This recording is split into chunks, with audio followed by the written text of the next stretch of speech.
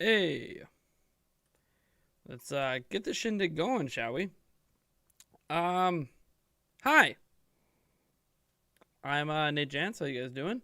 Thank you for tuning into the stream. I know it's a Saturday night, so let's just be honest. There's a lot of streams going on out there. You have the big one, the big video game one, Spawncast going on with Misclick and RGT and Dreamcast Guy and Directfeed Games and Spawnwave and blah blah blah blah. Whole bunch of people over on that one. Thousands of people watching. I make Saturday nights a bit of a tough stream when my channel has traditionally had like a subscriber base that's in like that same realm of people. But you know what?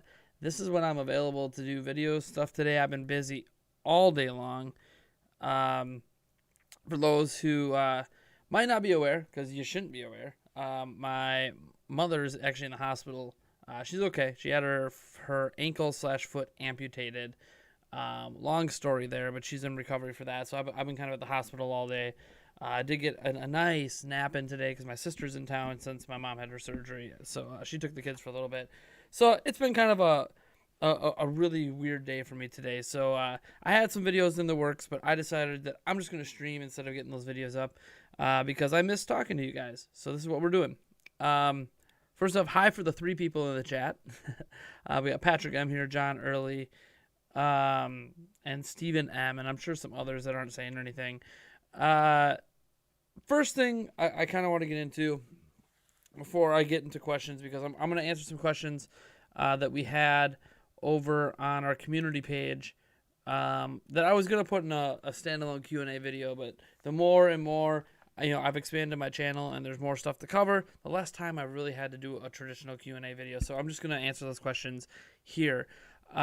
First thing I want to do is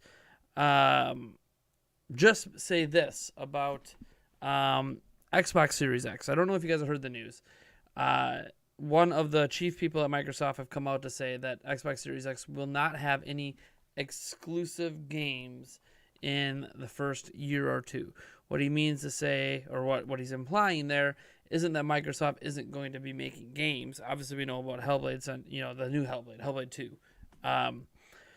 But it's that none of the games being made by Microsoft in the first year anyways will be exclusive to next gen. It means they are still going to make the game playable on Xbox, the Xbox One, the Xbox One S, and obviously the Xbox One X.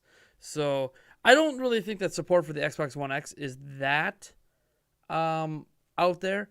I mean, it's basically half of the GPU power of the Xbox Series X. So seeing that still supported, I guess, to me, isn't a shocker. But to see the games still being all the way down to the base Xbox One is a little surprising. Some people have used this to tout that, holy crap, that means PlayStation 5 automatically wins. And I wanna be clear here about this. Sony's PlayStation 5 is probably going to sell 100 million units. It was probably always going to sell 100 million units because Sony's only ever had one console generation where it didn't sell 100 million units. And in that console generation, it sold 80 plus million units. PlayStation 5 is going to be successful regardless of what Microsoft does. The question is, can Microsoft be successful in their own way? And I think Microsoft views success differently. And this is something that we need to remember when we talk about this decision they've made. Microsoft is more of a service-oriented company than a pure units sold oriented company. What that means is, yes, the Xbox Series X might not sell as much as the PlayStation 5, but it doesn't need to for it to be a success. Microsoft's future is being the Netflix of gaming. They already are doing it with Game Pass. Game Pass is an amazing service for an amazing price with an amazing library of games that keeps getting added to, with games that you would think have no business being added. But they keep getting these high quality indie and AAA and obviously all the first party games. And a majority of people that own Games Pass own an Xbox One of some type. So Microsoft's not just going to launch Xbox Series X and say, sorry, you 30 million people subscribe to Xbox Game Pass. If you don't get it at the Series X right away, you don't get our new games anymore. Like, they're not going to do that because it ruins their service. They want a transition period for their service. And they're giving that transition period basically a year to 2 years. for people to transition off the Xbox One to the Xbox Series X or Series S or whatever they end up releasing for next gen.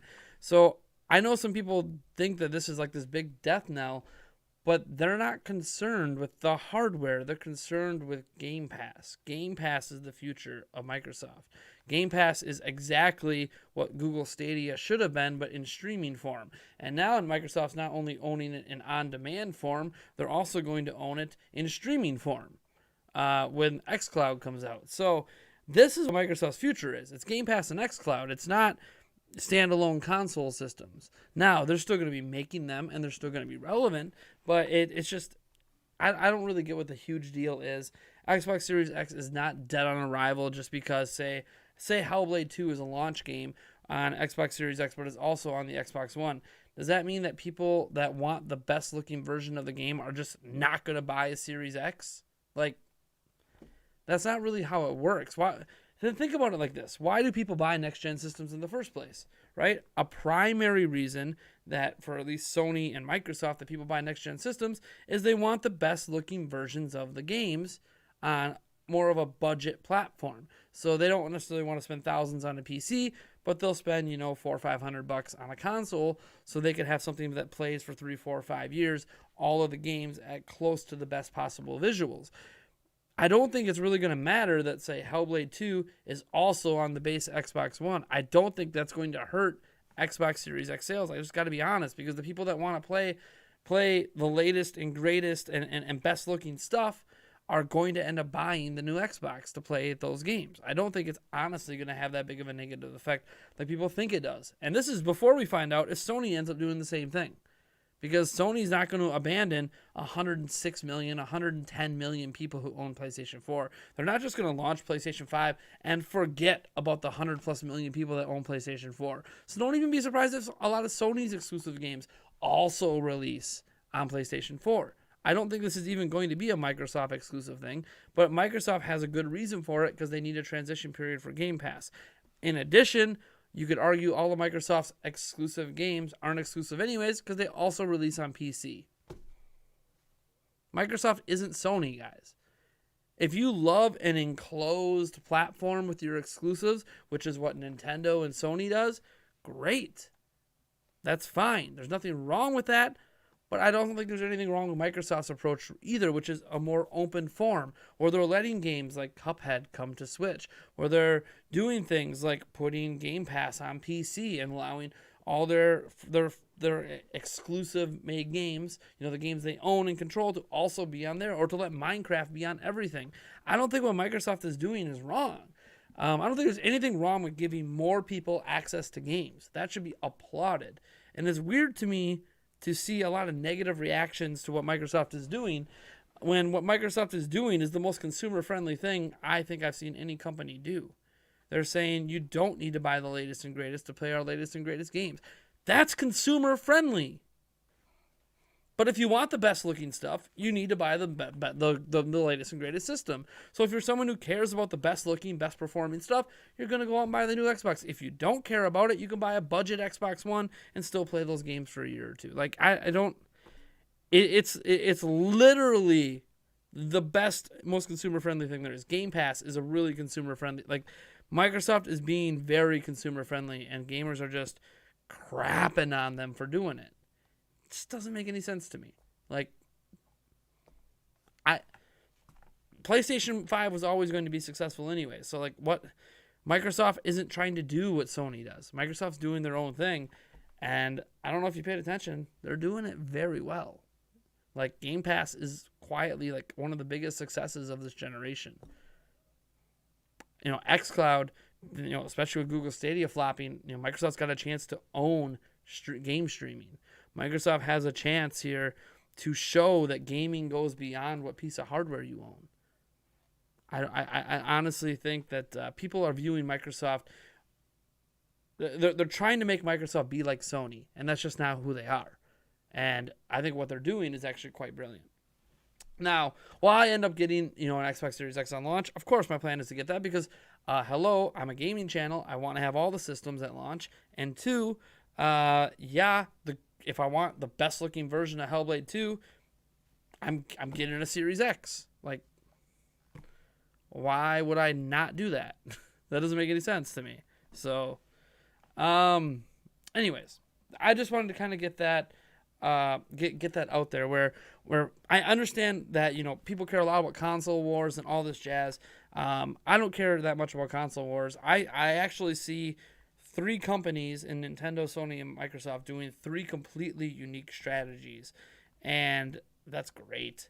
That gives so many options for gaming. That satisfies so many different crowds for gaming. And then you obviously have the PC side of things as well, and you have your mobile phones and stuff like that. Like I think gaming's in a great place heading in the next gen, and it's only going to get better. So I think it's great. I think it's really great. Let me just say we had some more people pop in the chat here since we got going. Donnell White Jr. is here. What's up, man? J-Lo's here. Matt McCohen. Hopefully I pronounced that right. Let me see here. Joe Prasco is here. Yeah, Awesome Games Done Quick is going on right now too. So that's a lot of gaming streams going on tonight. Let me see here. Sweet Life of Dio Brando. You're here. Man, you were just watching Spawnwave. Why are you here? Man, Spawnwave is probably more entertaining than I am. Let's see here. Trax Zero is here. Chubbs Barrios. Hello, you. What? Guys, go back and watch the Spawncast. I'm telling you, it's gonna be a better show than this. I'm not like, you know, trying to act like I'm the greatest thing out here. So, but thank you guys for at least stopping by. James is here. I haven't seen James in a long time. How's it going, man? Edward Noy is here. All right, so before I get to questions in the chat, I'm actually going to answer questions that we had submitted through our community tab. So I'm going to transition this quick here to one of my video views. You guys recognize this video view. I use this in a lot of videos now. So for a week here or so, I've been gathering up questions. I just want to kind of quickly answer them because I don't know that I'm going to make the standalone Q&A video. So the first one is, who are you? When did I subscribe? I don't recognize this. This is basically a common question of, why did you change your channel name? So first off, this is Nathaniel Ruffle Janc, formerly from Nintendo Prime. This channel name has been changed to Nate Janc, because that's what I go by in real life. I go by Nate Janc. I don't go by my full name. And because I want to cover more than Nintendo. Now, a lot of my videos are still going to be Nintendo. As you've seen this year, of the like 7 or 8 videos I've done so far, I think all of them have been Nintendo, except maybe one. And so I think that you can still expect a majority Nintendo, but there's things like me wanting to talk about that Xbox there. Like there's going to be other things I'm going to cover as the year progresses and we get more and more news coming out. News that I think is relevant, like the PlayStation 5 logo being revealed at CES, to me isn't worth talking about. It's a logo and it uses the same font. That to me isn't very interesting, so I didn't make a video on it. I'll talk about it in the stream if people want, but I didn't make a video on it. So it opens me up to do whatever I want to do without it feeling off-brand. Because right now, if I stayed with Nintendo Prime, it might not feel weird so far. But if all of a sudden I'm like, hey, let's talk about the PlayStation 5, if I don't find a way to relate PlayStation 5 to Switch, it'll feel off-brand. And I don't like being off-brand. So instead of being off-brand, I'll just change what the brand is. Plus, let's be honest, the Nintendo Prime brand, on its own, me, the person who is who was Nintendo Prime, it's been kind of tarnished. Let's just be honest. I kind of ruined Nintendo Prime, the reputation of that brand, in 2019. I mean, let's just not kid ourselves. I did a lot of really stupid things in 2019 as a channel. So this rebrand kind of gives me a way to refresh and reset and refocus myself. And it doesn't mean that people should trust me. Everything that happened in 2019 on this channel still happened. But it means that I get kind of a refresh in my brain, and it feels like I'm just kind of starting over again. And yeah, I've been losing subs like crazy, and I expect all that. That's normal with any rebrand. We lost like 12,000 subs when we went from Zelda Informer to Nintendo Prime. The sub loss actually hasn't been as bad this time around. So, in fact, I think we're a week or two away from gaining subs again instead of losing them. So, things are going well. The video views are basically right where they were before, so we haven't lost a lot of viewership. So, I honestly think this has been a positive change, and I'm going to keep that positive change going forward. I hope. So, yes, I'm Nate Janc, formerly Nintendo Prime. Chubbs Barrios had a question submitted. He said, what is the probability of Master Chief is not only the last Smash character, but also the Master Chief Collection multiplayer pack with crossplay might be released on Switch? 5%, 10%, 0%. I don't think that's happening at all. So I'm just going to say 0%. Reg Leg Gaming asked, if you could pick any 3 games from GameStop tomorrow, what would they be? If I could pick up any 3, well, it'd be all the games on Switch that I missed out on last year. So, like Fire Emblem 3 Houses, probably 1, Luigi's Mansion 3, and screw it, let's go Ring Fit Adventure. I want to get some Ring Fit in, so let's go with those 3. Let's see. Y2 Wrestler says, do you think the Series X will have more exclusive single-player games than the Xbox One?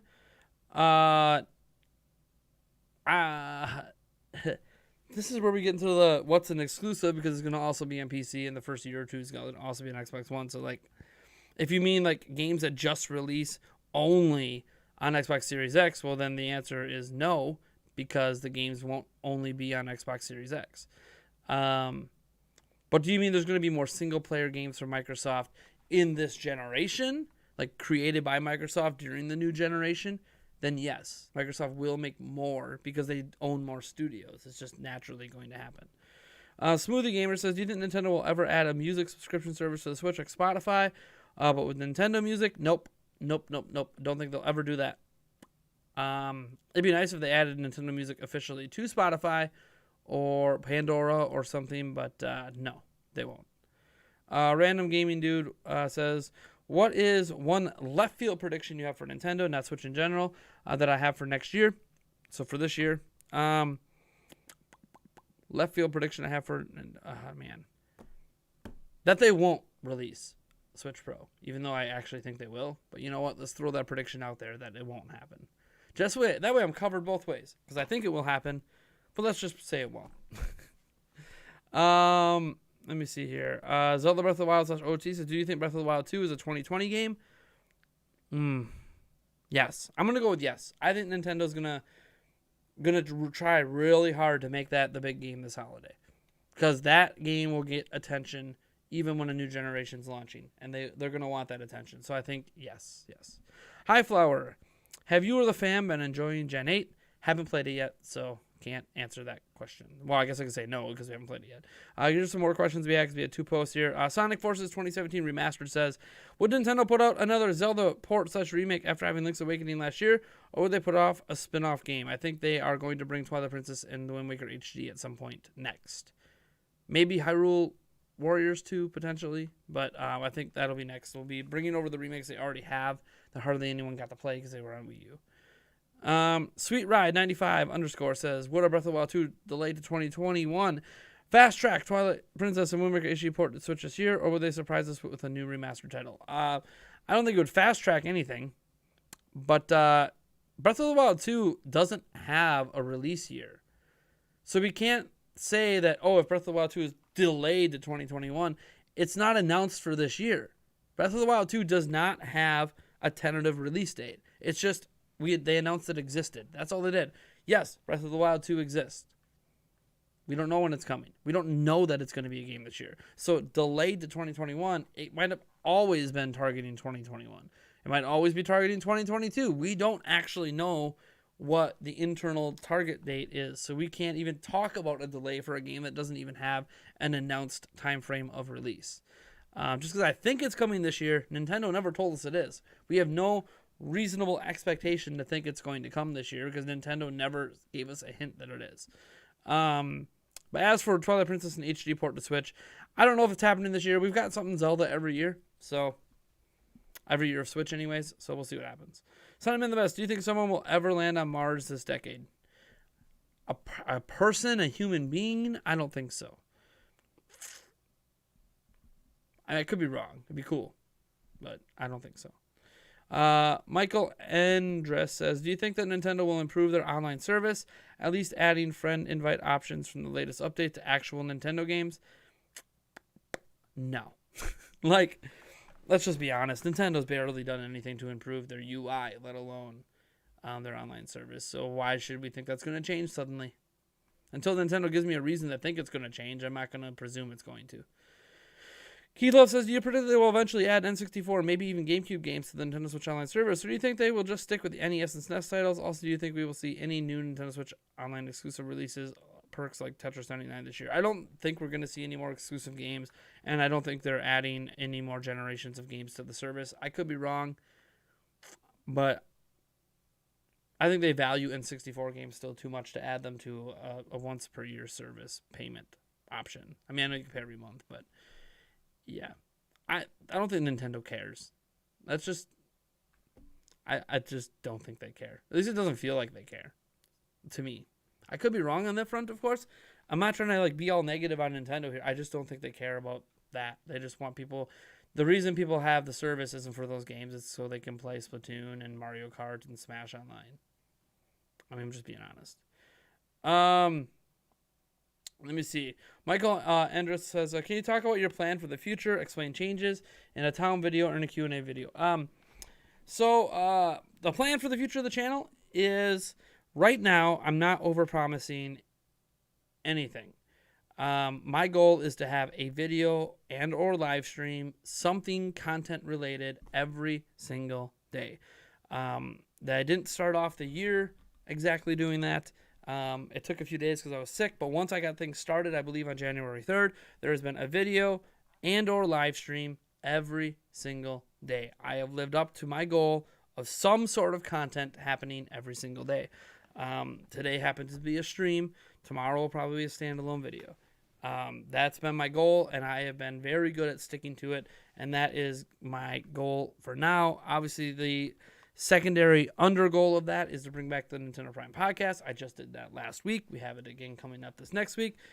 So that's exciting for me anyways, that we brought that back. That's a plan to get that back on track. And I need to put up a Patreon post tomorrow inviting our $20 backers back on the podcast, because if you're a backer on patreon.com/Nintendo Prime, which supports the Nintendo Prime podcast, you can, for $20 a month, get invited to be on one episode of the podcast. So that is something that I'm working on. Let's see here. As for changes, I'll be covering more than Nintendo. I'll be covering Microsoft, Xbox, a little bit of PC sometimes as well, like Age of Empires 4 or something. I don't expect that to get a lot of views, especially compared to Nintendo stuff, but I care about more than Nintendo, so I want to talk about more than Nintendo. I don't have any, like, if you're looking for, like, are we going to get discussion videos? Are we going to get editorial videos? Are we going to bring back, Prime News? Are we going to do this? Are we going to do that? Well, like, I don't want to, commit to any of that right now. My goal right now is a video/live stream or whatever, well, at least one per day. Once I feel comfortable in that, that's when I can start internalizing, okay, maybe on this day I should do a Prime News. Maybe on this day I should aim to have my content that day be a top 10. Maybe on this day I should, I'm not focused on committing to specific content goals right now. My goal is just something every day. Something. And then we'll go from there. I want to simplify the channel back to what it was back in 2017 and 2018, where I didn't have these big, I had ideas, but I didn't have these big grandeur promises of types of content. I just made whatever I felt like making that day.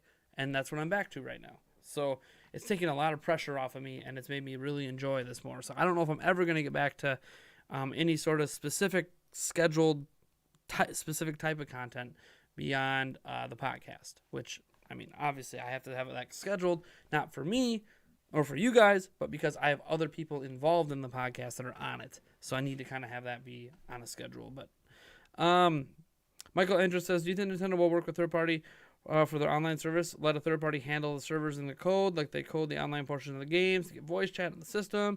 In exchange, third parties get a share of subscription payments with online costs similar to... Nope. Nintendo doesn't care enough. So no. Sorry.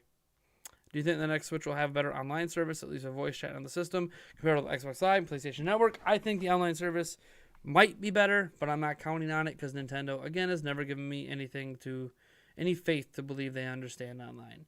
So I think it will be better, but I don't know in what ways. I can't really elaborate because Nintendo has a lot of proving to do when it comes to online, and they have not proven much. Except that I guess you can play games online. Super Mario Maker 2, let's not even get into the mess that is playing online. Let's just like get games working online, and then we can worry about features. Do you think the folders will ever be added? Even the 3DS has them. I don't think folders are going to ever be added to Switch as it is now. But next gen Switch, maybe a Switch Pro might have them. I don't know if there's like an OS. I'm not exactly sure why there's no folders, because the operating system Switch is using can have folders in it, like it's in the code. But for some reason, I don't think at this point you can expect too many UI or online changes. Switch is what it is. We're basically 3 years into this thing, heading into year 4, and Switch is what it is at this point. So I wouldn't expect any major changes like that added. But again, next gen Switch, something like that, might launch with folders and stuff. It'll be like a selling point. Segment the Pikachu fan. Why has there been no major firmware changes since the launch of the Switch? There have been some changes. One example is there are now ways that you can organize your list of games. I believe you could do it alphabetically, by time played, or by recently played. When Switch launched, it was only by recently played. But now there's like 2 or 3 different options. So that was a major change. But yeah, they haven't really done much besides that, have they? So why has there been no major firmware changes? It's Nintendo, and they just care that people buy this thing. I mean, it works. It's simple. It just, I don't know. It's weird because everyone else updates pretty regularly, even our phones. It is weird that Nintendo doesn't do more, but I don't know. Nintendo's been that way with every piece of like OS and firmware they've ever had. They're so slow in updating it. So it's just not a focus for them as a company. Snooja1 wants to say worst Switch exclusive of 2019. I haven't played them all yet, so I can't tell you. I mean, the worst one I played, it's probably Yoshi, but I really enjoyed Yoshi, so it's like the best of the excellent games for me. Like, I need to play more of the 2019 games before I can really comment on that. And why the channel name change? I already talked about that. All right. Let's get back to my normal view here. And check what the chat has to say, because I have not been checking the chat this whole time. Sorry, guys. Let's see if there's some other people here.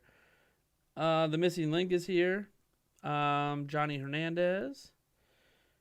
Dragonfist 900. Edward Noy. I think I already said Edward Noy.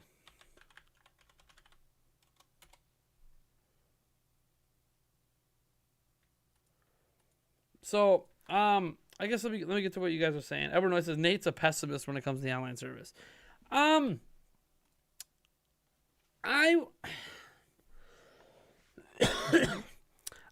think I'm more of a realist. Because a pessimist is basically someone who sees the worst of things and believes that the worst will happen. An optimist is someone who always believes the best will happen. And then you have a realist. And to give you the definition of a realist, it's a person who accepts a situation as it is and is prepared to deal with it accordingly. A pessimist, to me, thinks that everything is just bad all the time. An optimist thinks it's always going to be better. I'm more of I just see it for what it is, and I have no reason to believe it's going to change. I like the Switch's OS. I think it's simple. I think it's functional. It gets me to my games pretty quickly. I don't really have a lot of complaints about the Switch's OS. I have a little bit of complaints about the eShop and the discoverability of games that are older than like a day. But in general, I don't have a giant issue with the UI and even the online service like other people do. The online service, it's only $20 a year, and they paywalled online multiplayer. And as bad as I think that is, everybody's doing it. So that's a criticism we should have for all 3 companies, not just Nintendo. So what? The other companies offer better services and better this and better that. You pay for it as well. You pay more money. I think it's fair to expect basic services from Nintendo, but Nintendo has never been one to give us basic services. So I'm more of a realist. I just look at things that this is what it is. This is what it's always been with Nintendo. I don't really have a reason to think it's suddenly going to change. That doesn't mean I think it's terrible. That doesn't mean I think it can't be better. But it is what it is. That's kind of the way I view things when it comes to Nintendo's online and their UI and everything. Is just Nintendo. I know it sounds negative, but it's not really. It's just, it is what it is. It sounds negative because people don't like what it is. But I can't change that, and Nintendo has done nothing in the history of the company but prove they're not going to change it either, because they just don't. If you look at every generation of Nintendo hardware, Nintendo doesn't change much of anything with the OS. They don't change much of anything with their online. It just, the changes come when the new gen comes. When a new generation hits, that's when they add new features or change things. But for the duration of a generation, things don't really get added very often to anything. So, like Miiverse was added to 3DS, but that's because it existed on Wii U. And when it was added to 3DS, it worked terribly. You needed to get a new Nintendo 3DS if you wanted to even really use it. So, yeah, I think I'm just more of a realist than anything. Ravens going to remember the Titans. What's the score of that game now? It's still a tight game. Still a tight game. Let's not, we'll see what happens. It's only a one-score game. I don't think Nintendo will release a good Paper Mario or a Paper Mario remake, like 1,000 Years. I don't think they're going to either. That one guy says, love the new burst of effort you are giving. Glad to see you return to normal. Thanks. I'm glad some people are noticing that I'm trying really hard to make sure I get something up. Like, I wasn't really feeling it today. I was working on a video, and I said, I'm not feeling it. I want to wait till I could feel it and do that video right. So I'll stream and Q&A and whatever. Like, let's not force content out that doesn't feel right. Even though I like the video I'm making, maybe I'm not in the right mindset, with everything that's been going on today. So let's just do the streaming and let's go. Let's hit the ground running. Let's get this thing going right in 2020. Let's not force things out just to get something out. Let's do something I'm passionate about. I love streaming with you guys. I don't have time to do it very often. I have time tonight, so let's go. Let's do that, and I'll work on the video I was working on tomorrow. Not a big deal. Let's see here. Dragon Fist 900. Can I get a shout out? There's your shout out, man. I'm a family-friendly content creator, and I review anime. Just got done reviewing the first Yu-Gi-Oh! Series. Also, Nintendo is the best. That's awesome. Being family-friendly on YouTube doesn't matter anymore because you can't appeal to children anymore. So I hope your channel is not trying to appeal to children, because if it does, you won't be able to be monetized. You will lose your ability to gain subscribers and blah. Like, it's actually not a good... I'm not saying it's bad to be family-friendly. Just don't try targeting towards the young end of that family-friendly, because YouTube doesn't really do that anymore. Like, I think my content for the most part is family friendly. I just don't specifically target it to children. Let's see here. BJ Holloman, Green Bay tomorrow. That's right. I'm scrolling up here before I get to you guys. Stephen M wants to know if I'll cover sports. No, I have no intention to cover sport. Doesn't mean I won't cover Madden and like sports games, but I have no intention to cover sports on this channel. I know I do really love sports. I'm passionate about sports. If I ever decide to do anything with sports, I will do a second channel for that. I'm going to keep... I don't want to expand this channel to literally whatever. I don't want to start doing vlogs. I don't want to... Like, it's going to be gaming. I could spin up a second channel if I want to do more than gaming. Let's see here. There's a leak the Nintendo Direct will be on January 16th. I haven't seen the leak, but... I mean, there's leaks for Nintendo Direct dates all the time, and they're mostly wrong, so I'm just going to go on with my day. What about Paper Mario 1,000 Year Remake for Switch? I'd love it. Don't think it's going to happen, but it would be sweet to see it happen. It's, like, in my opinion, the best Paper Mario that's ever existed. Edward Noy earlier asked, how necessary is a Switch Pro? I'm seeing negative reactions to possible Switch Pro exclusive games. I get that. Because it divides the player base really early. What's your take on it? I don't think it's early. By the time Switch Pro comes out, we're in the middle of year 4. I mean 2017, 2018, 2019, 2020. How is that too early? We will be in the middle of the 4th year of Switch. If that's too early, then what? All right, well then never release an upgraded platform mid-gen. If in the middle of the 4th year is too early, then just never do it. Never release a new 3DS. Never release, the DSi and stuff. Like, if in the middle of the 4th year is too early, then what the hell? Because by the time you get to 5th and 6th year, it's too late. Because now you're looking at next gen. So year 4 is when you should be doing it. It's the perfect time to do it. So I don't know.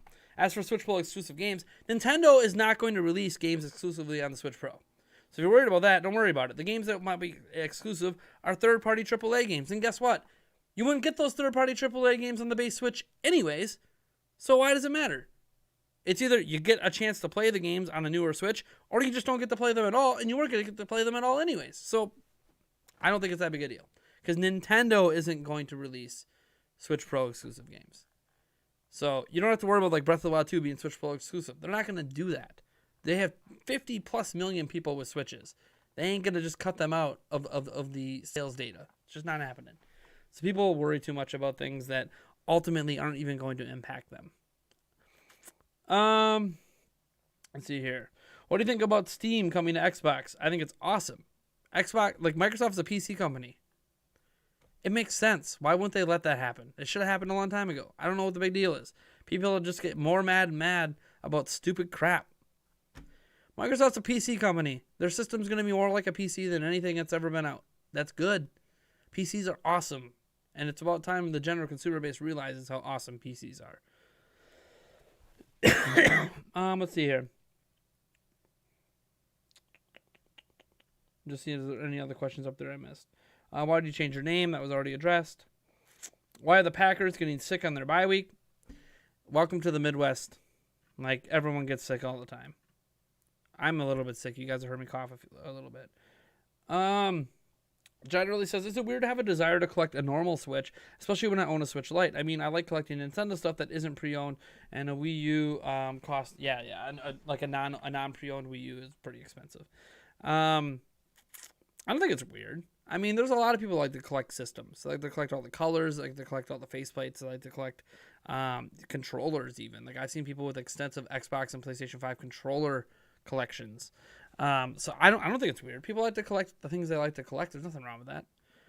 It's an expensive thing to try to collect when you're collecting straight up systems, but I don't think there's anything wrong with that. And you're not even trying to collect all the special editions, because there's a lot of special edition Switches. You just want an OG Switch. There's nothing wrong with that. I won't be surprised you want an OG Switch and a revised Switch and then the Switch Pro. There's nothing wrong with it. It's expensive, but there's more expensive things to collect out there than video game consoles. Titans are up 26 now. 21-6. They got another touchdown. Nice. It's crazy that the Titans have just been dominating that game. I saw the entire first half. I like Microsoft's approach for the first year of Xbox Series X, and if there's a Switch Pro, I hope Nintendo does something similar and not make games only be playable on Switch Pro. Nintendo won't do that, so I don't think you got to worry about that. Sick boy, says Gavin. Yeah, I got a little cold, but I've had it for a while. Not a huge deal, if you ask me. It's just not a huge deal. Literally does not matter to me. All right. You guys got any more questions? What's up? No, well, Switch Pro, Xbox, PlayStation 5, whatever. I don't really care. What do you guys got questions for? Let's go. I am waiting on some more questions. I am all caught up in the chat. This is what happens, I guess, when I stream on a Saturday when everyone else is streaming. You don't get as many people in, so you don't get as many questions, which means the people that are here have a very high chance of your questions being answered because I have no questions currently pending right now.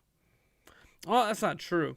I could go on Discord and answer the questions I keep getting asked in. I'm gonna go ahead and answer those questions. Corey Bohm has a majority of them, and he says, "With no Year One exclusives for Xbox One X, will you still be getting the console day one?" Yes, I've already explained why.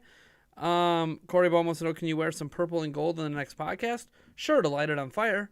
The Vikings lost today, so I'm not a Viking fan, but I mean, I do have a Waluigi shirt that's purple. There might be a little yellow on it. Corey Bohm asks, will there ever be a Nate's Answers, which he means a replacement for Prime Answers.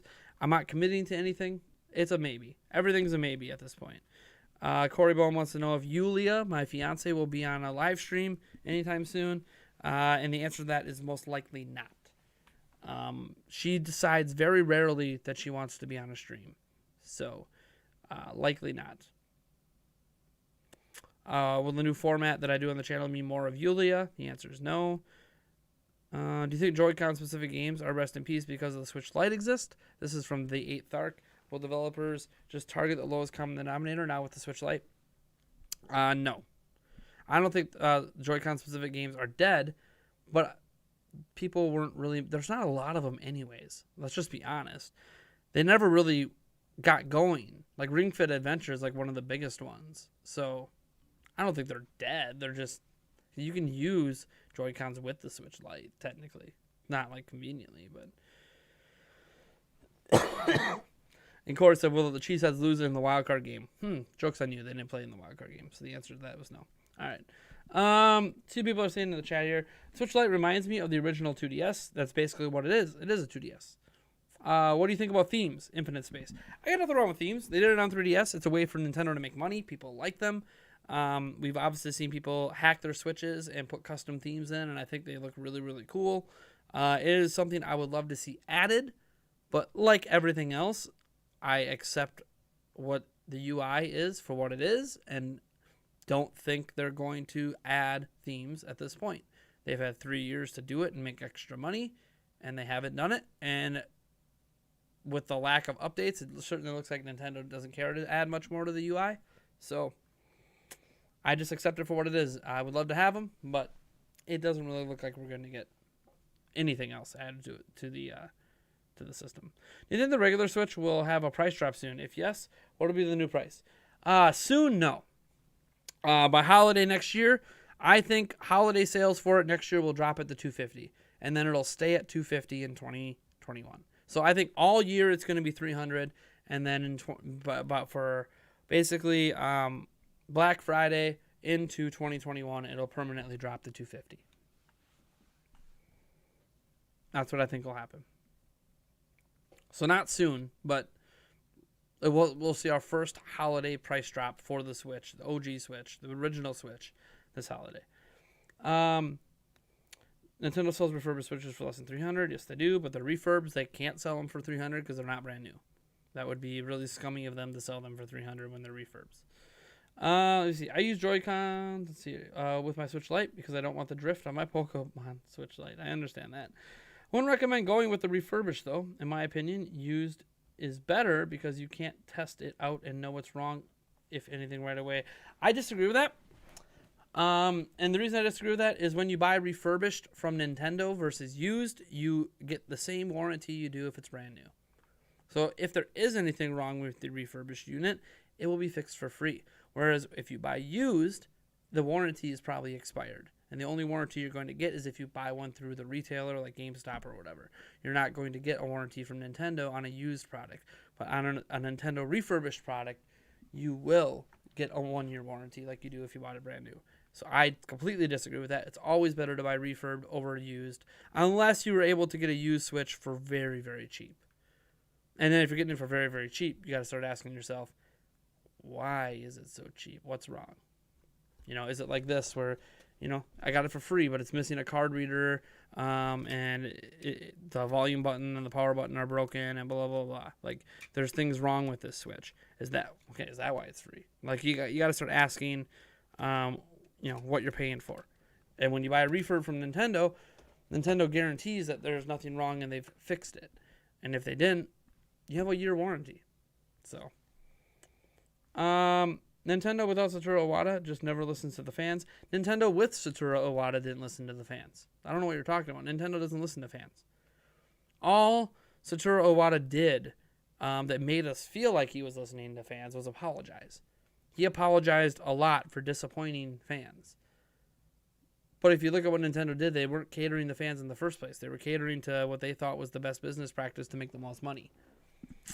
So, Nintendo is just non-apologetic now. They don't apologize for things because Satoru Iwata isn't there anymore. Satoru Iwata always apologized when they screwed up. He would have gravely apologized for the Wii U, as an example. But he wasn't alive anymore. New Nintendo doesn't care about apologizing. They just move on to the next thing. So it's got nothing to do with without Satoru Iwata. They don't listen to the fans. They don't listen to fans anyways. They worry about what's going to sell the best. They don't ever listen to fans. They never really have. if we're just being honest with ourselves. Us fans think we have more power than we really do. Let's see here. John Early, I enjoy the Nintendo Prime podcast because 5J is an interesting guy, and I like hearing... Dude, 5J is awesome. He really is. Maybe this is where I share a fun fact. 5J doesn't even know this yet. So, me and my fiance kind of set into motion today. We have like a 2 to 2.5 year plan here. We're both going back to college, and we're hoping to graduate within the next year or two. And then we are actually seeking jobs out in Minnesota and potentially moving out there. And what's cool about us moving out there, 5J lives in Minnesota, so he can actually be on the podcast in person. As for Eric being on the podcast in person, he would now live further away, but potentially might be willing to make the drive once a week to be on the podcast still. So potentially we could have all three of the podcast hosts in person and bring this old podcast table back into play and have a real set going on for the podcast. Wouldn't that be sweet? Yeah, well, that's kind of a long off thing, but it's kind of something we're setting in motion now because, you gotta have goals in life, gotta have plans. Won't affect the channel. We're still going to be doing daily content and stuff, but it's just, it's nice. It's nice to have those long off plans, and that means there could be more 5J on the channel. Who knows? I like 5J. He's a good guy.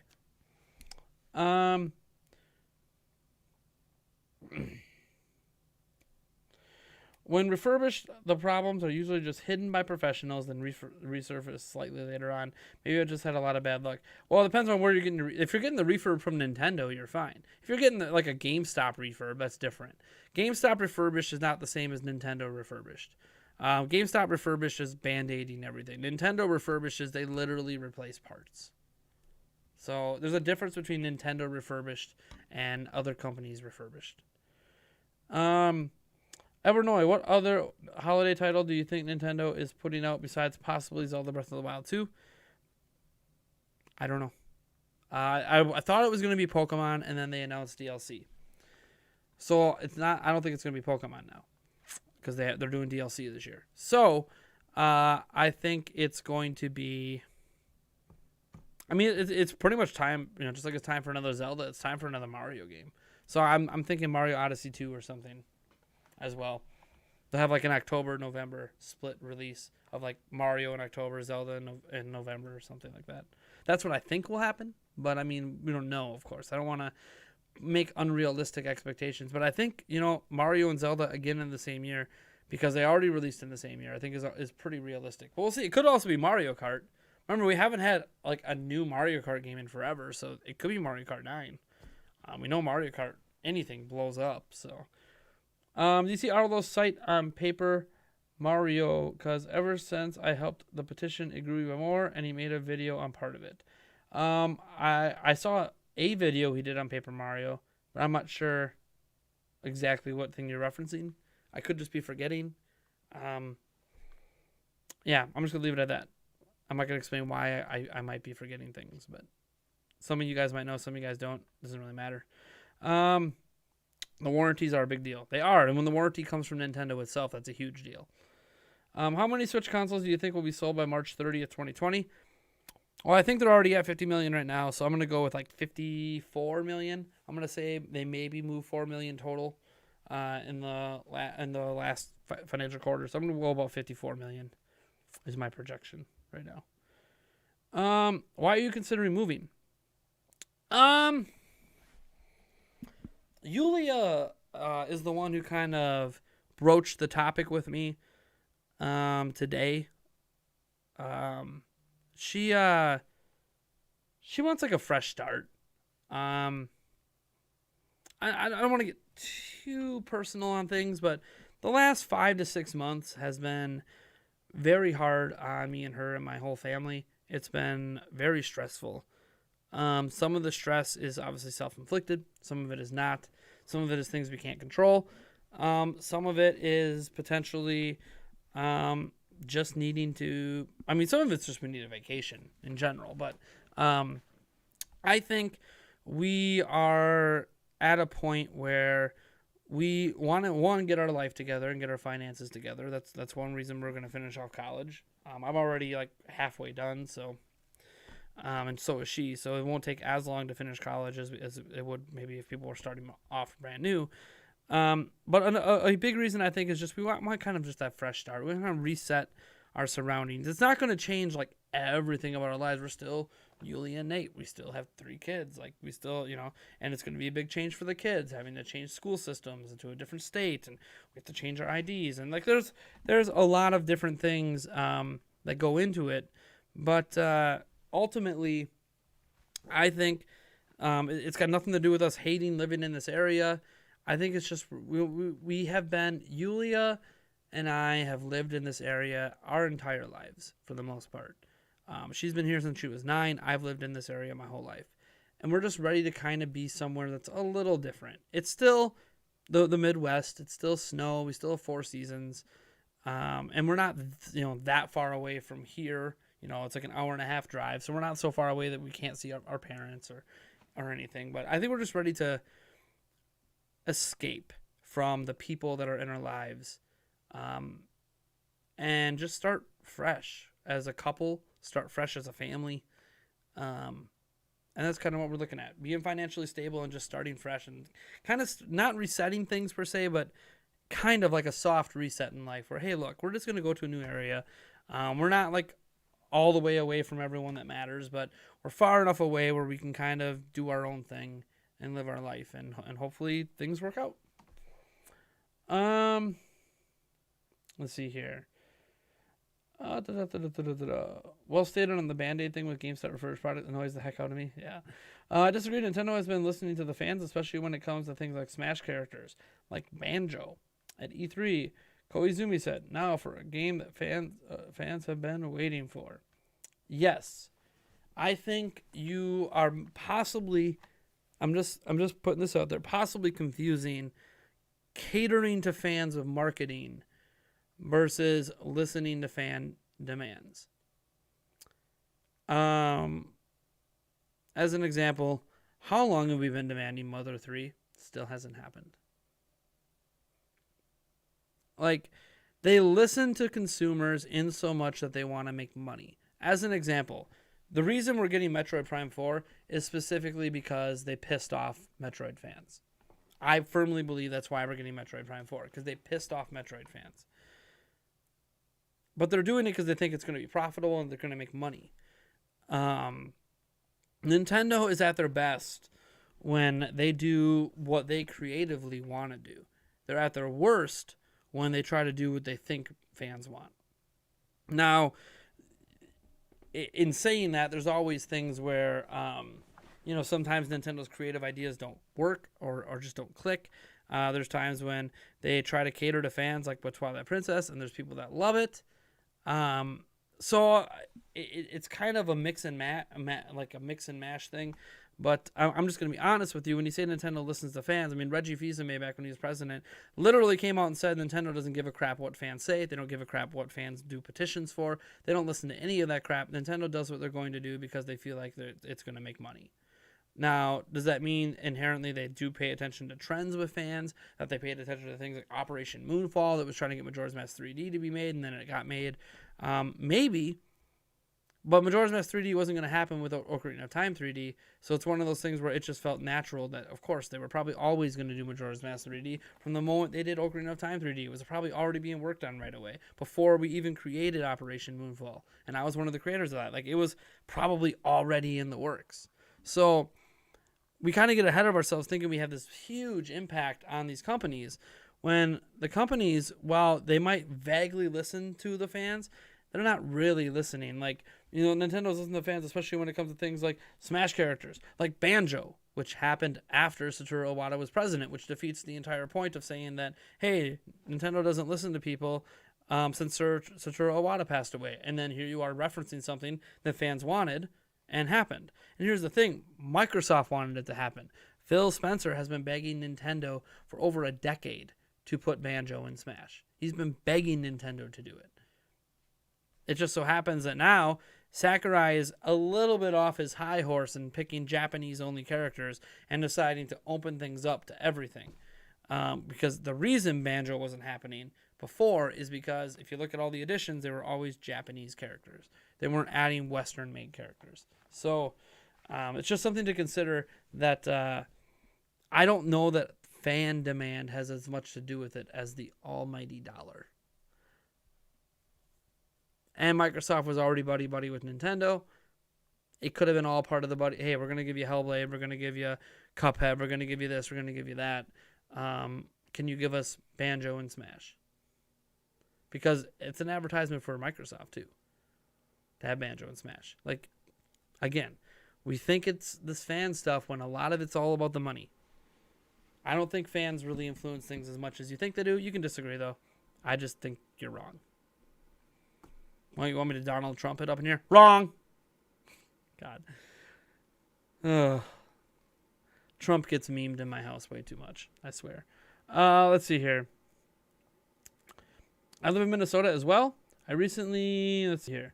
I recently had to move, and moving it isn't really that fun, but I stayed in Minnesota. I just went from northern Minnesota to somewhere outside the Twin Cities. Nice. Yeah, I have an idea of where we're probably going to live. We'll be living a lot closer to my sister, because she lives in Minnesota, but we'll see. Very understandable. I approve the move if you promise not to become a Vikings fan. I will never be a Vikings fan. You got to worry about that. I'll be the one wearing Packer gear, running scared for my life in the Twin Cities, hoping that people don't shoot me for being a Packer fan.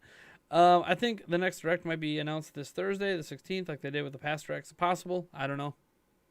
Anything's possible. What Wii U ports do you want? All of them. All of them but Devil's Third. Devil's Third can stay on Wii U. Every other Wii U exclusive needs to come over. You want, like, specific names? I mean, Xenoblade Chronicles X, The Wonderful 101, Super Mario 3D World, Pikmin 3, blah, blah, blah. There's, like, a list of, like, 12 of them or something. This still aren't over. Can you say, you dare challenge me, mortal? Haha, prepare to face my Stam, Butter Queen. Well, there you go, Paul. I just read it, so I guess I said it. Are most companies the same? Companies aren't our friend. They just want to make money. EA, Capcom, Blizzard, exactly. They're all that way. They all just think they have different methods of making the money. Nintendo comes across as a generally considered consumer-friendly company because they don't do certain money-making practices. Like, they could have sold costumes in Mario Odyssey and made a boatload of money, and they didn't do that. But they also don't do that because it builds consumer trust in their products, so they buy future products. So whereas like Activision and EA and Blizzard look at how much money can we make no matter what the cost on each individual game, Nintendo looks at how can we build loyalty with our customers so they buy the next game. EA and not Microsoft so much, but EA, Ubisoft, Activision, they all look at it as how much money can we make on this one game, next game be damned. Nintendo looks at it more as let's just build consumer trust so they keep buying games. So they keep these games evergreen. So instead of adding in microtransactions, still today, it costs $59.99 to buy Mario Odyssey, a 2017 game, because they built consumer trust. So they were able to kind of not have microtransactions because they don't have to lower the price of their games. They don't have to lower the price of the games because they built consumer trust. So it's just a different strategy to making money. Wii U has a lot of great games left to be. Yep. Like I said, I think it's like about a dozen games that haven't been ported yet. Exclusive games. Xenoblade X is best. I don't think companies are the same. Companies are different, but they're all for profit, so they all exist to make money. If it's a charity, it could be different, although some charities are really for profit. Just I'm not gonna get into that. I guess it's probably a little too political. But yeah, now companies aren't the same, but they all have their own strategies I think best make them money. Nintendo thinks that their strategy is best for the long haul, and that's why they do it. EA, Activision, Blizzard, they all, Activision and Blizzard are the same company. They all think that their strategy is best they're more interested in the short-term games than the long-term gains. Nintendo cares about how can we stay relevant and people get buying our products over the longest period of time. They're just different strategies. Neither of them are right or wrong per se. It's in the eye of the beholder on what you're willing to deal with in video games. But every company's different. They all have their different ways of doing things. And that's, I think, partially what makes the industry kind of so interesting to me.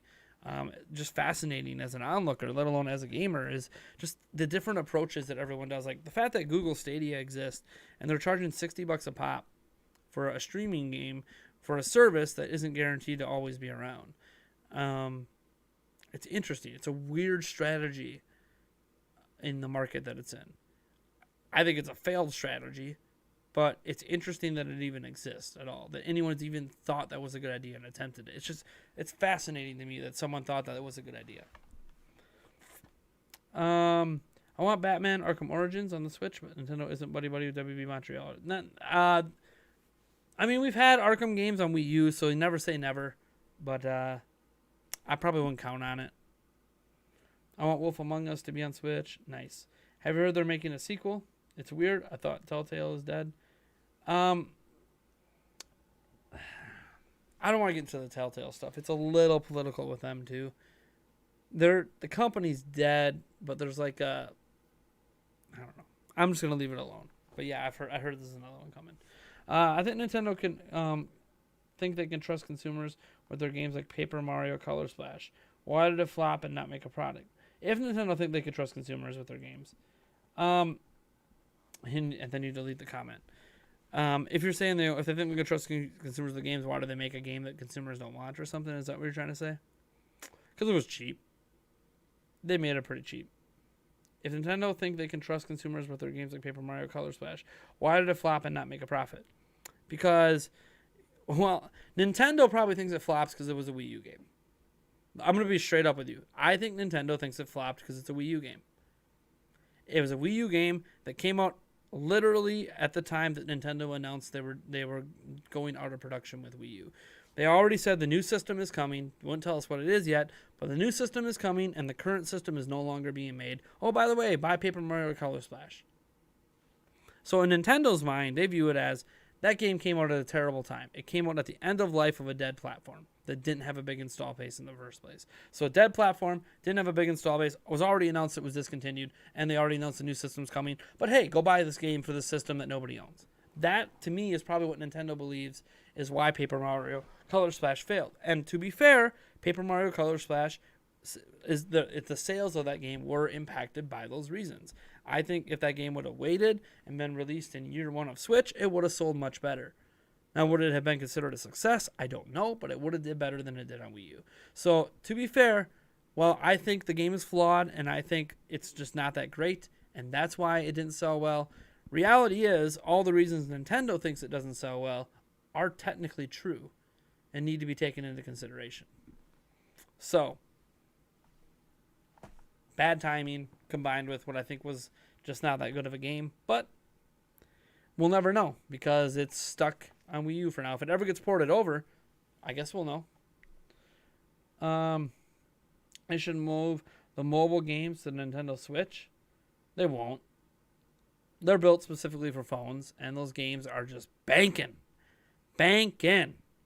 Mario Kart Tour is banking big. Fire Emblem, the Fire Emblem game, or Fire Emblem Heroes, I believe it's called, is banking. Not all their games are banking as much as they hoped, but they're all profitable. So, there's a credible source expressing a Nintendo happening on Switch. Look this up. Which person are we talking about? Let me see. I haven't looked at any news today. Like literally until this stream, I had not sat down on a computer. Well, let me look here.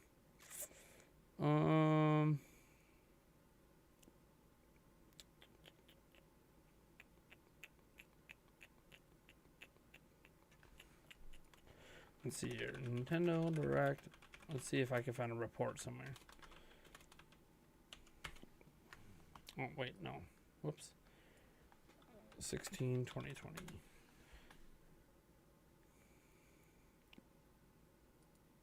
Okay.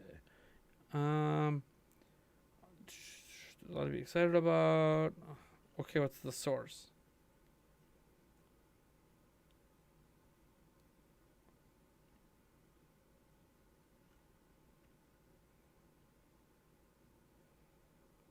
Is the source Mugwas? Is that what we're using for the source? So, if the source is Muguwas on Twitter, at Muguwas, if that is the source, which is the one I'm seeing right here, Muguwas himself, I don't know if you know, this is kind of how a lot of the Twitter stuff works. He's not really the source of anything. He just finds rumors on the internet and then puts them up.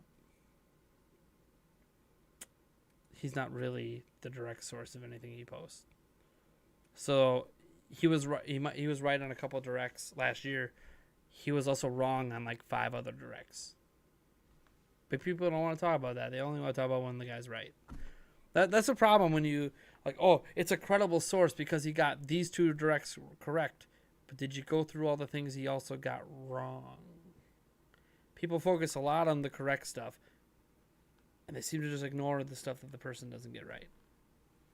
I don't know why people do that. I really don't know why we do that. We like even everyone does that. Like I've seen this up in some videos, and I'm like, but the source doesn't have that great of a track record.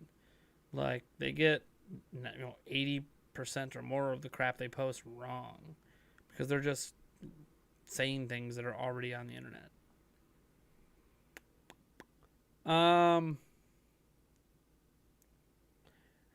I think Nintendo doesn't get enough respect for, I mean, it could be on the 16th, by the way. Like, I'm not saying it's not. Like, very well could be. I just, last week I said it'll be on the 14th. I mean, I don't know. I guess we'll see. It doesn't really matter. I think it's happening either way.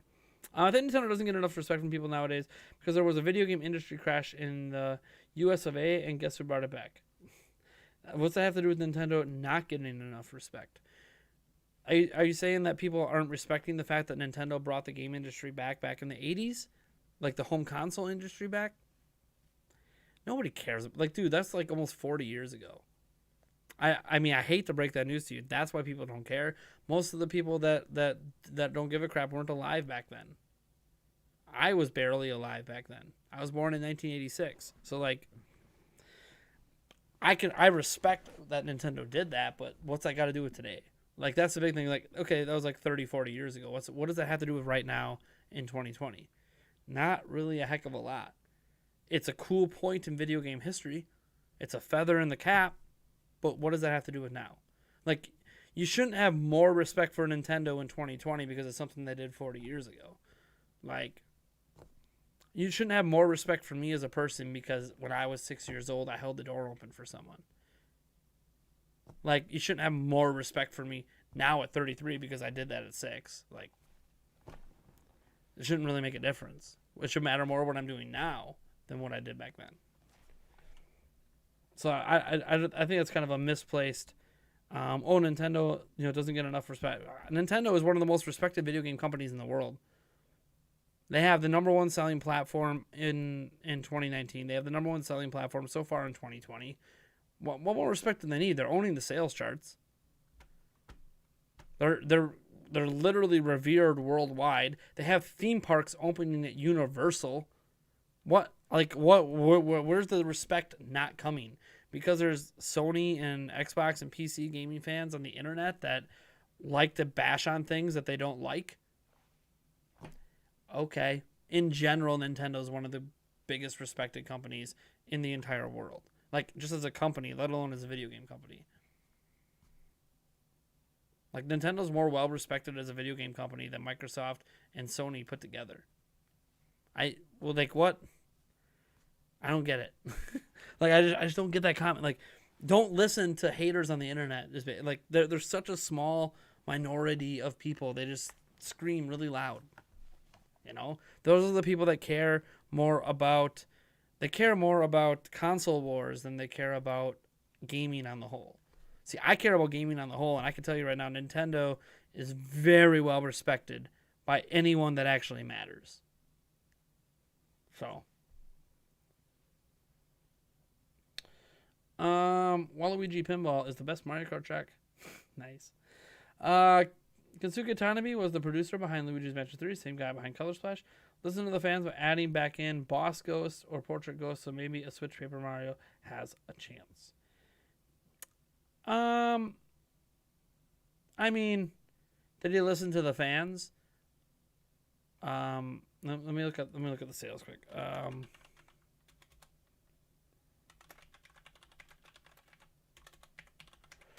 second. I'm trying to get some sales data pulled up here. Okay, so Luigi's Mansion Dark Moon sold 5.5 million.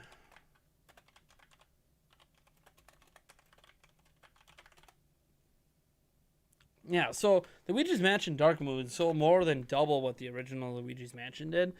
So when I look at, they listen by adding this back in or adding that back in or blah blah blah blah blah. So they added things back in from the first game in making a third game. Like, did they listen to fans, or is it just because it's on a home console?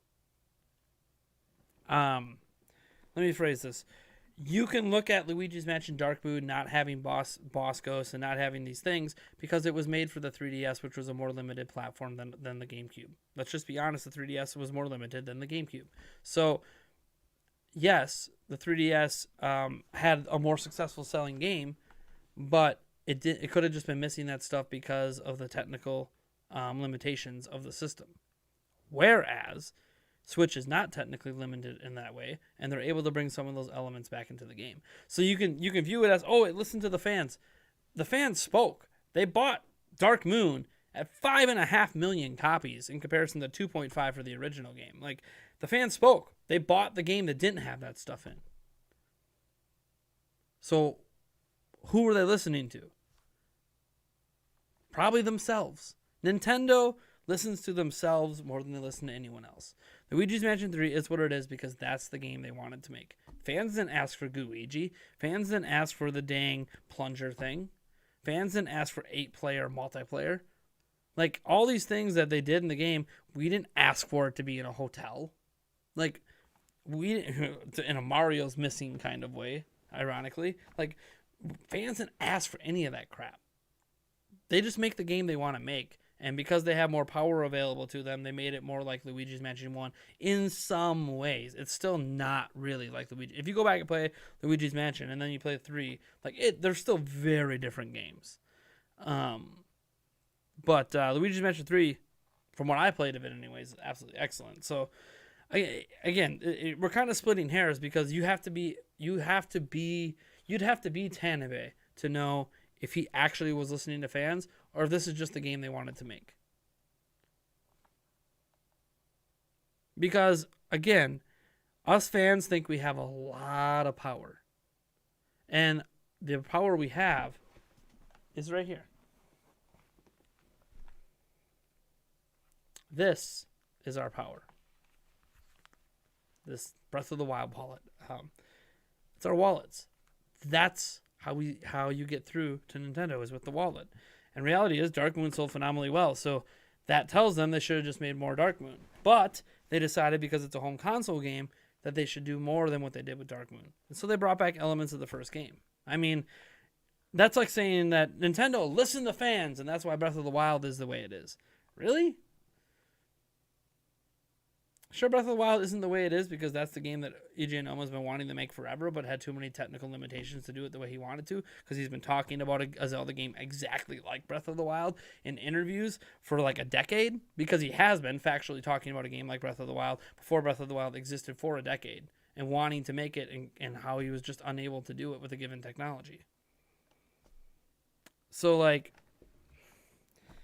I don't know. There's a lot of things that I don't think we should be taking credit for. I think all credit should be given to Nintendo and the creators for making the games they want to make and us just liking them or loving them. That's just me. But I don't think this is, I mean, maybe, I don't know, maybe this is like anti-fanish. I don't know, but I don't think we as consumers should ever take credit for anything Nintendo does. I'm just gonna throw that out. I don't think we should. I don't think we deserve any credit at all for what Nintendo does. Nintendo does what they do because that's what they do and that's what they've always done. And you either like it or you hate it. I don't think us fans should ever take credit for anything that anyone else has done. We didn't work on the games. We didn't make the games. We weren't in the room, coming up with ideas for the games. We didn't program them. We didn't create the assets. We didn't have anything to do with the creation of those games. You can believe that your opinions and our, riling the internet up actually makes a difference if you want, even though Nintendo has literally publicly stated it does not make a difference. But I don't think we should ever take credit for anything other than enjoying the games. That we can take credit for. Like the fun we have. Sure, take credit for the fun you're having, but I don't know. It's weird. It's a weird conversation. We start talking about, oh, we deserve credit. Like, what do we deserve credit for? We didn't do anything. We bitched on the internet. I'm a talking head on the internet. I'm irrelevant to these game companies. All I am to them is a marketing arm. That's what I am to Nintendo, Microsoft, Sony, whatever. I'm a marketing arm. I'm a person that can bring attention to their games. They don't give a crap what I have to say about the games. Psh, I don't give two shits what I got to say.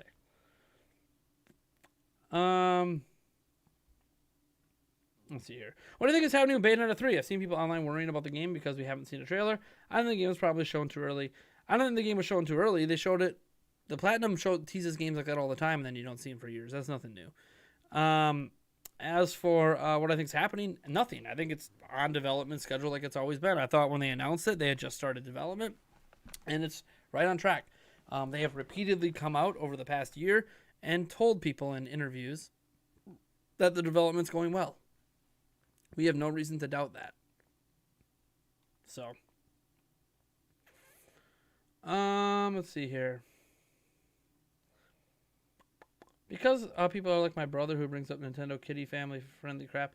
I mean, it frustrates me that people don't do the research. Wii U had kitty commercials. I think it's an old reputation. Nintendo, a lot of Nintendo's characters, most popular characters, are very family friendly. And because of that, Nintendo gets this family friendly reputation, kind of like Disney. Disney gets a lot of family friendly. Disney's just associated with family friendly. But they do things, and make movies and shows, even on Hulu. There's exclusive shows that Disney owns that aren't exactly family friendly. So I think it's one of those situations where, yes, Nintendo's foundation is having mascots and video games that are family friendly because they can be played by anybody. But that's not all they do. And it gets confusing when people think about it and say, "Oh, that's all Nintendo is," when that's not true. Nintendo literally creates games for every type of gamer, but there's nothing you can do about that. It's like when people have silly reputation battles with what Sony does and what Microsoft does. Like, none of it's 100% true. Like, they all have a wide variety of content. Yes, certain. Like Sony does have more single-player story-focused games than Nintendo does. But, like, so what? Nintendo has more platformers. Who really cares? Luigi's Mansion 3 is still great. It is. The Power Glove. The Power Glove is just funny. I like the Power Glove. But it's like the most useless. Well, not the most useless. One of the most useless accessories ever made. What do you think Breath of the Wild 2 is going to do better than Breath of the Wild 1? I think it'll have a way better story. I'm going to back off on the story because, one, I really like the way they told the story in Breath of the Wild, but story's never been the forte of Nintendo, so I'm not going to sit here and pretend it's suddenly going to be so much better than what they've ever done. Like, it's easy to say that because we got basically what amounted to a story trailer. So, like, oh man, we got a story trailer, so there's going to be so much more story. I'm like, no, we probably just got one cutscene from the game. Like, it doesn't mean we're suddenly going to have this big epic story. I don't know. I honestly don't know what it's going to do better. Hopefully it rains less. Because, like, Breath of the Wild, to me, is such, like, a perfect video game. There are some issues with it, but it's very close to perfection for me. So it's hard for me to think of, like, how to do it better beyond just some things that I'd like to see done differently, and other people might not want to see it done differently. Like, I want full voice acting. Other people aren't going to want full voice acting. So a lot of it's a personal preference thing. Majora's Mask is your favorite. Majora's Mask is a very, very good game. I love Majora's Mask. All right. Well, I think that's about it. Caught up on all the questions again. We've been streaming for, hour and a half or so. Pretty close to an hour and a half. You guys have been awesome. I hope you really enjoyed the stream. I'll leave it public after, like I've been doing with most streams lately. Or all streams, really, in 2020. Have a good day, everyone. Have a good night. Enjoy your weekend.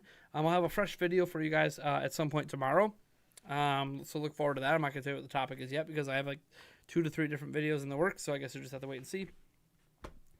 Well, I hope you guys had a good time. Thank you for tuning in. Now go run off and watch the billions of other streams going on, including Awesome Games Done Quick. They're awesome. They raise money for charity and stuff. Really good time. All right. Peace out. Catch you guys.